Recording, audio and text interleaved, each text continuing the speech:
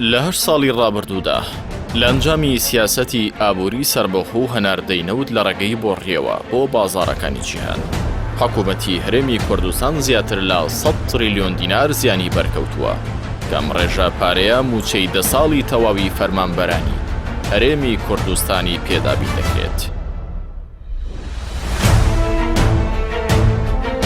ڕاکێشانی بۆڕی نەوتی هەرێمی کوردستان بۆ تورکیا و واژۆکردنی گرێبەستی 50 ساڵی نێوان هەولێر و ئەنقەرە سەرڕای سودمەند نەبوونی هاوڵاتیانی هەرێم لەو داهاتە سروشتیە بووەتە بارێکی قورس و حکوومەتی هەرێمی کوردستانی خستووەتە بەردەم ئاڵنگاریەکی مەترسیدارەوە.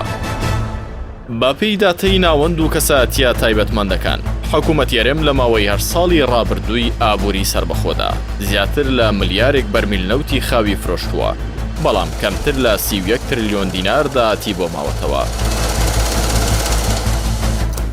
ئەم ئامارە لە کاتێکدایە حکوومەتی بەغدا بەهۆی ڕادەستنەکردنی نەوت لەلایەن هەولێرەوە 81 تریلیۆن دینار لە بودجەی گشتی عێراقی لە پشکی هەرێم بڕیوە. لەمان کاتدا 45 تریلیۆن دینار لە ناوخۆدا قەرزداری فەرمانبەران و کۆمپانیاکانە. بەم پێش لە ماوەی 8 ساڵی ڕابردوودا حکوومەتی هەرێم زیاتر لە 100 تریلیۆن و 200 ملیار دینار زیانی بەرکەوتووە. ئەم ئامارە لە کاتێکدایە حکوومەتی هەرێم پێویستی بە کەمتر لە 10 تریلیۆن دینارە تا ئەوەی موچەی ساڵێکی موچەخۆران بدات، بەڵام زیانی 100 تریلیۆن دیناری پێگەیشتووە کە موچەی 10 ساڵی تەواوی فەرمانبەرانە. ئەوەی جێگەی هەڵوێستەی چاودێرانی ئابووری و سیاسی هەرێمە لە ماوەی 6 مانگی ڕابردوودا مانگانە هەمان بڕەپارە واتە 350 ملیۆن دۆلار گەڕاوەتەوە وەزارەتی دارایی و ئەمەش گومان دروست دەکات کە ئایا بەرزبوونەوەی نرخی نەوت چۆن هیچ کاریگەریەکی بە ئاراستەی زیادکردنی داهاتی حکوومەت جێنەهێشتووە.